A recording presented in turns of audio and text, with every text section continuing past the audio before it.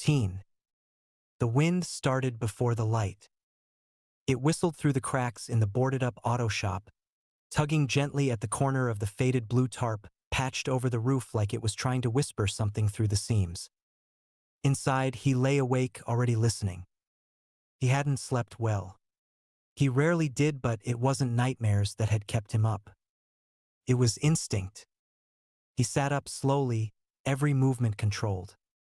The mattress creaked faintly beneath him, its springs long since dead. Cold air licked at his neck as he pushed the threadbare blanket aside and grabbed the machete from under the pallet. The blade was cold in his hand, comforting, familiar. He checked the can-wire alarm first, moving in a slow crouch toward the entryway. The cans swayed lightly in the wind but didn't rattle with urgency. No tampering, no disturbance. Still, he opened the slit in the reinforced window just a hair and scanned the street beyond. Nothing moved, only weeds twisting through cracked pavement, rusting car shells, and the empty skeletons of buildings beyond. Good, for now. He dressed in layers, pulling on the tattered hoodie, his reinforced vest, and fingerless gloves with holes worn at the seams. The vest felt heavier each day, weighted more with memory than gear. He strapped the pistol to his thigh, grabbed a battered thermos, and started the fire in his homemade pit. Bits of scavenged wood and insulation hissed softly as the flames caught, the warmth barely touching the chill of the garage. Breakfast was quiet.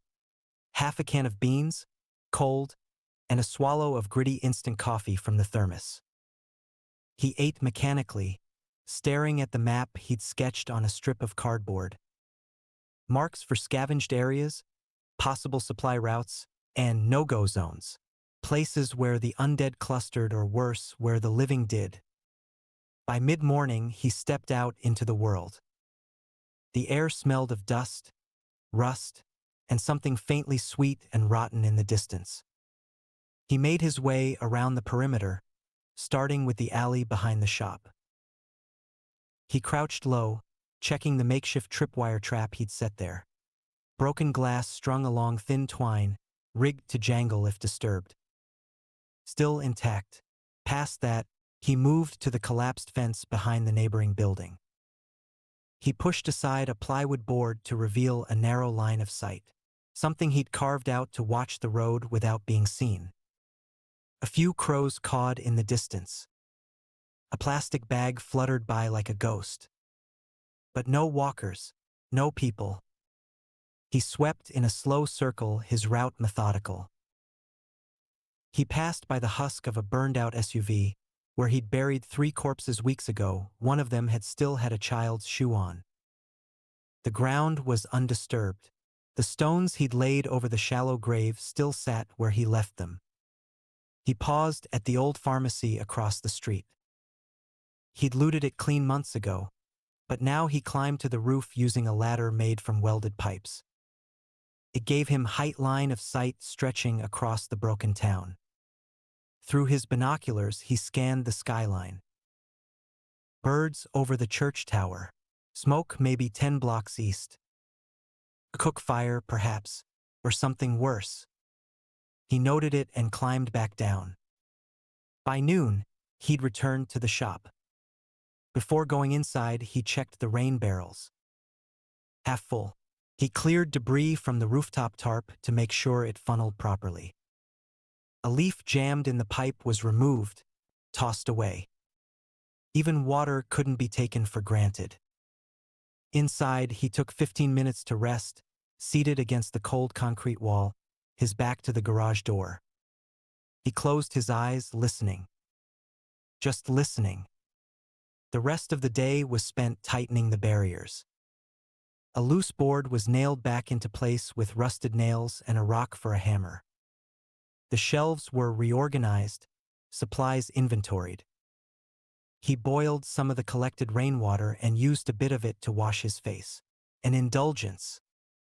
The fire pit flickered low as he sat beside it, carefully oiling his machete with a rag soaked in motor oil. As dusk fell, the wind picked up again. He finished the last of his canned corn, then layered a few rags across the cracks in the garage to hold in warmth. The fire was nearly out, glowing embers giving off a faint red light. He pulled the blanket over himself, pistol within arm's reach, machete under his mattress. The last thing he did was check the photo tucked behind a piece of rebar on the shelf. The edges were worn, the image faded, just two faces smiling on a porch that no longer existed. He didn't look at it long. The wind rattled the cans lightly at the entrance.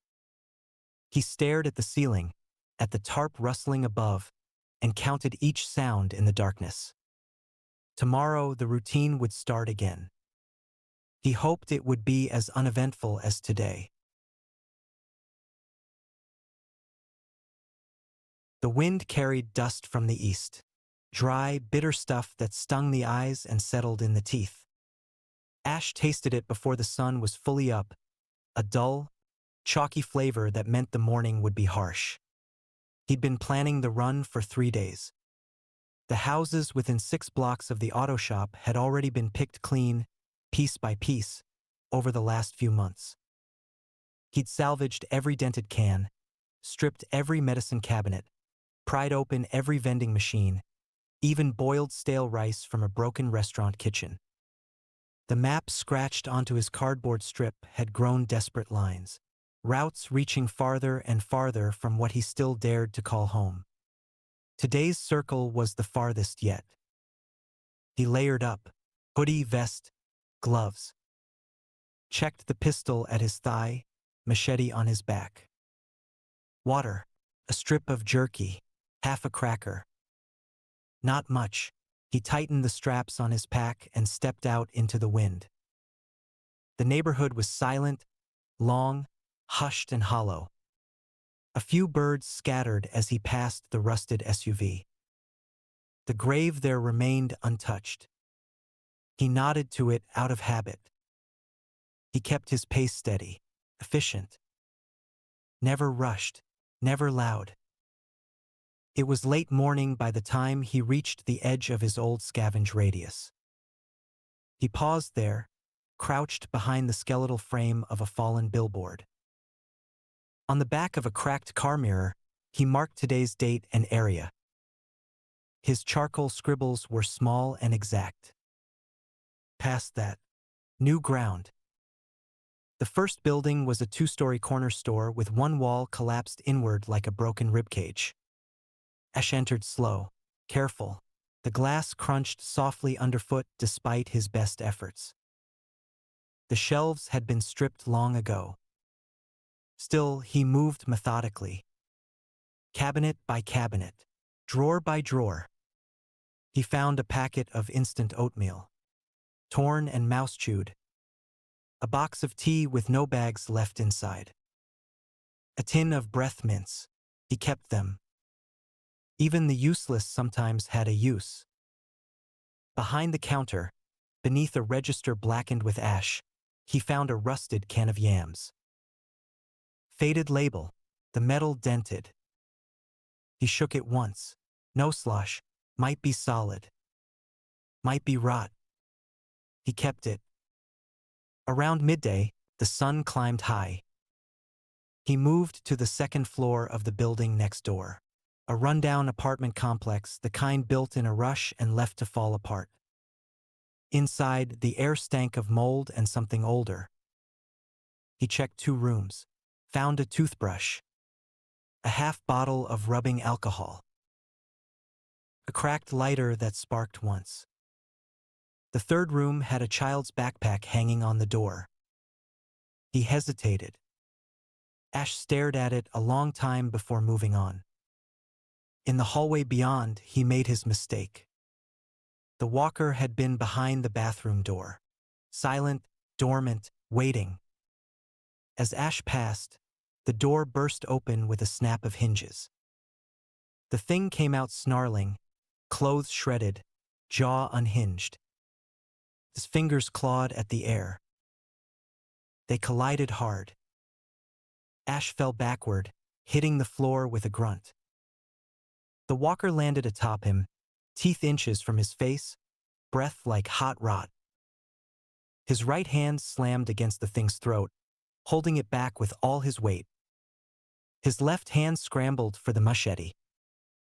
It wasn't fear that filled him. It was silence. That same old silence. Cold. Distant. He kneed the walker in the gut, shifting its weight. Rolled. Got on top. The machete came free. He buried it in the thing's skull with a low grunt. Once, then again. It stopped moving. He sat there a moment longer, catching his breath. Then stood, wiped the blade on the thing's shirt, and left without looking back. By late afternoon, he'd searched 5 more buildings. A few empty pantries, an unopened bottle of ketchup, a can of cat food. That was it. His pack felt heavier than it should have, but the weight wasn't food. It was failure. Again. The walk back was long. He took a different route, avoiding the open street. Passed by a toppled radio tower, a burnt-out ice cream truck, a pair of shoes lying perfectly side by side in the middle of the road. Dusk had started to fall by the time he reached the shop. Inside, the cold was familiar. He checked the wire alarm, still intact. The cans swayed lightly in the wind. He emptied his pack. 3 cans, some alcohol, a cracked lighter. No real food. He didn't light a fire, just sat near the cold pit, staring at the tin of yams. He set it aside. Not tonight. Instead, he sipped a little water. Ate the last half of the cracker. Chewed it slow, mechanical. Then he pulled the blanket around his shoulders, the pistol at his side, the machete back under the mattress. Before laying down, he reached for the shelf, moved the piece of rebar aside. The photo was still there. Smiling faces, a porch that wasn't real anymore. A girl with a grin to both ears. He didn't look at it long.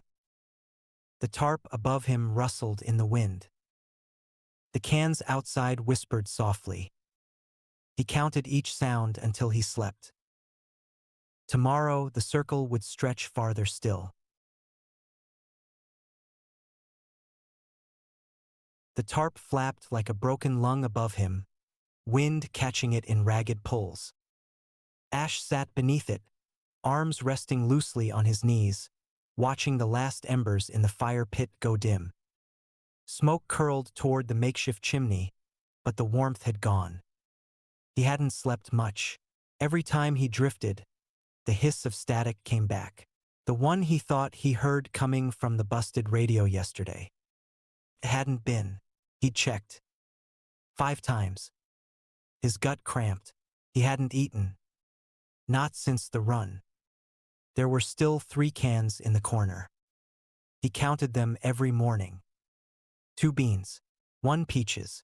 He didn't touch them. Not unless he had to. Not unless it was a bad day.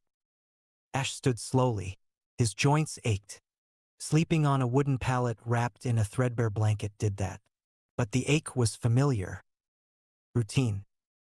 He took inventory, checked his vest straps, adjusted the duct-tape shoulder. The pistol on his thigh felt heavier today. Not in weight, just heavier. Outside, the world was still gray. Overcast skies smeared the landscape in ash tones. He stepped into the overgrown street and turned east. He'd already cleared west. Nothing left but hollowed homes and walkers too rotted to smell him coming. East might have something, or it might not. But the walk filled the hours. He found the store by accident. Not a proper store. Just a broken roadside stand, once painted red, now faded to scab brown. A hand-painted sign still hung sideways. Jack's Produce. The shelves were bare, but the shack behind it looked intact. Ash crouched by the door, listening. Nothing. He eased it open, machete drawn low. Inside, dust, old crates, the smell of soil and something sour. No walkers, no rats, just a root cellar door in the corner. It was a bad idea, but his stomach turned again, and this time he couldn't ignore it. He pried the cellar open slowly. Darkness, a rotting ladder. He started down. The second step cracked, and he froze, clinging to the frame like a child afraid of falling. His breath shook once before he stopped it. One step at a time, he descended into the dark. He never saw the wire. The snare yanked tight around his boot, slamming him sideways. He fell hard, shoulder first into the dirt floor. The pistol skittered out of reach. And then, click. A flashlight beam caught him in the face. "Don't move."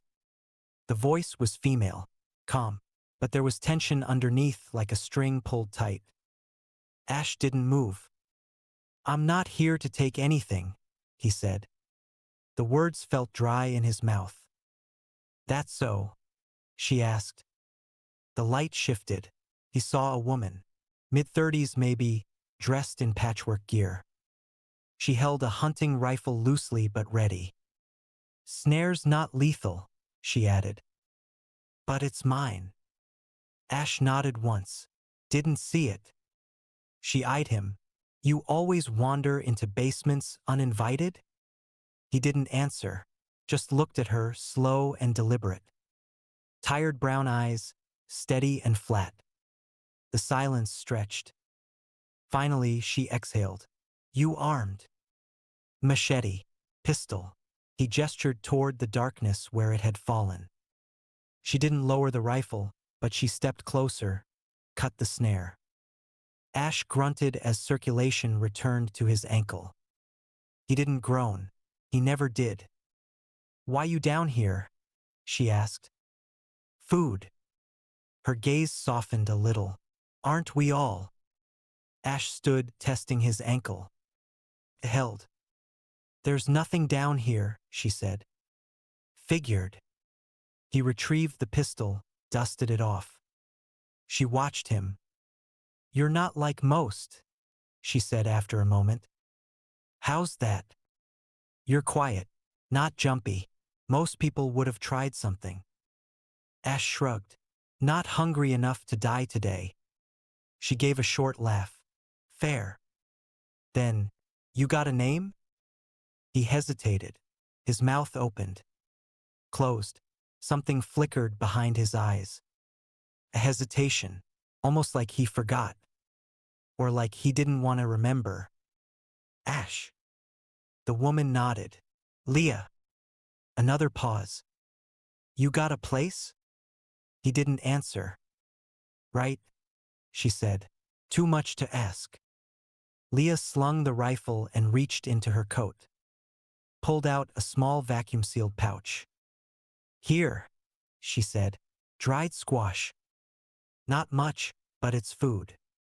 Ash didn't take it. She frowned. "You allergic or something?" He stared at it. The routine was broken now. He hadn't planned to talk to anyone today. He hadn't planned to owe anyone. He didn't like what that stirred in him. Something vulnerable. Something warm. Finally, he took it. "Thanks." Leah stepped back toward the ladder. "You're welcome, Ash." He turned to leave without another word. That night, back in the shop, he didn't log the stop at the produce shack. Didn't write down Leah or dried squash in the scavenger's notebook he kept with blocky, Spartan handwriting. Instead, he sat in silence, turning the pouch over in his hands like it might disappear. He didn't eat it. Not yet. Routine said to wait. Ration. Plan. Obey the rules he made to stay alive. But the rules didn't say anything about kindness. Ash rubbed his temples. A low throb had started behind his eyes. Worse than usual.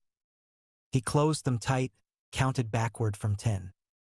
When he opened them, he glanced toward the shelf. The photo of his wife and daughter peeked out from behind a bent rebar rod. He turned it face down. Just for tonight. Ash moved through the skeletal shell of the auto shop like a ghost tracing old routines. The sun had just begun its slow descent, turning the broken skylight into a sheet of dull gold. Shadows stretched across the cracked floor where vines curled like fingers through the seams. He had just returned from checking the traps. One was tripped but empty. He reset it with methodical care. Back inside, he did another count of the canned food. 2 beans, 1 peaches. The solidified can of yams from his run the other day sat separate and wasn't added to the count. He was pretty sure they weren't going to be edible. Ash exhaled through his nose, slow and steady. The day was quiet. Still dangerous, yes. But quiet. Peace as much as this world allowed. He let himself sit beside the fire pit for a moment, feeding it a piece of splintered chair leg. The tarp above flapped with the breeze, the only real noise aside from the soft crackling flame. Then it came. Footsteps. Ash froze, body instantly alert. Not panicked, not yet. But every part of him sharpened. The sound was faint, deliberate, moving along the perimeter. Slow, measured. Not the wind, not an animal. Someone. He reached for his pistol without thinking. Cold steel in his hand, his fingers tightened around it, safety off. He moved to the edge of the garage, crouching low, eyes scanning through a slit in the boarded window. Nothing. The steps had stopped. Ash stayed still for several minutes, waiting. No movement, no sound, no shifting shadows. He stepped outside, silent on the balls of his feet, pistol raised and close to his chest. The yard lay in the soft orange of twilight. Piles of tires, a rusted-out sedan, the remnants of a broken streetlight leaning at an angle. He circled the building, checking every blind spot, every angle of approach. Still nothing. He knelt by the soft dirt near the sidewall, where the sound had come from. Not enough moisture to leave a print. The dust hadn't been disturbed. No scuffs, no overturned leaves, no crushed weeds. But he'd heard it. He knew what footsteps sounded like. Back inside, he locked the door and stood motionless in the center of the shop. His mind ran the sound over again, for distinct steps. Slow. One pause between the third and fourth. Weight wasn't heavy, but not light either. Not a child. Not a limp. Maybe boots? Not hard soles. No clack. Soft treads. Not running. Not shuffling. No drag. Deliberate. Careful. They knew he was here. He didn't question whether the footsteps had happened. That wasn't the problem. The problem was what they meant. Who was it? Why didn't they try the door? Why stop after 4 steps? He replayed the sound again. Maybe it was someone moving past. Maybe scouting. Maybe a test. Ash moved to the door and checked the can wire alarm. Still intact. Then he closed the vent flap above the fire pit, letting the smoke die. He pulled his blanket over the window, erased the shadow his fire cast. He didn't sit. He didn't eat. He just stood in the darkness and listened, trying to fill in what the sound had left behind. Pattern. A clue. Not because he doubted it happened, but because if someone was out there, they were smart. And smart was worse than loud. Ash stood by the boarded-up window, pistol still in his grip, finger off the trigger but ready. Nothing moved outside. Not a single bird. Not a leaf in the wrong place. He tried to listen, but silence had weight now, like it was holding its breath. He crouched beside the window frame, back against the cold wall and started a list in his head. It might not have been footsteps. That was the first thought that felt like betrayal, because it had sounded like footsteps. But doubt wormed its way in anyway. Doubt was safer than paranoia. Doubt had steps to follow. He forced himself to think it through. Grounded, tactical. Option 1, an animal. He pictured it. Maybe a raccoon. Maybe one of those mangy dogs that prowled through ruins. For legs could still make step-like sounds. He hadn't seen tracks, but maybe it moved too fast. Or never touched the dirt. Or maybe it was on the roof. Could sound travel like that? Ash glanced up at the rust-patched ceiling. A breeze fluttered the tarp above, but it didn't sound the same. Didn't feel the same. He wrote it off. Possible. Not likely. Option 2. Debris shifting. Something fell. He stepped back out into the yard and scanned the clutter again. Tires still stacked. The garbage bin hadn't shifted. The chain hanging from the old hoist still dangled, unmoved. He nudged a plank that leaned against the wall. It barely budged. Wind strong enough to move something wouldn't have stopped after 4 even paces. He filed it lower on the list. Option 3. Structural noise. Expansion, contraction, metal creaking, joints slipping. Sometimes that happened. Rusted bolts giving way, beams settling. But he knew this building like his own bones. Its groans were old companions. He'd never heard it make a sound like that before. Too rhythmic, too intentional. Option 4. The wind. A tricky one.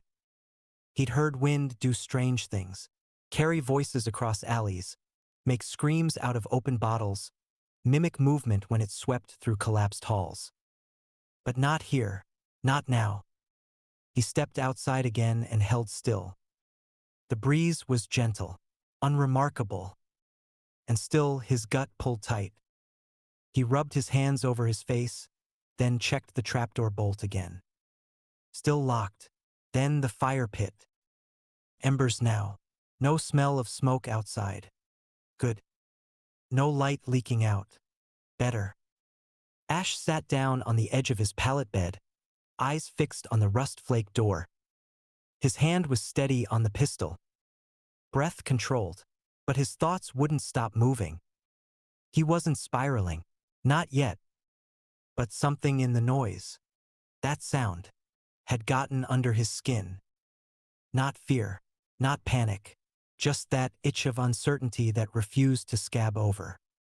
He needed more data, a sign, a second sound, a mistake.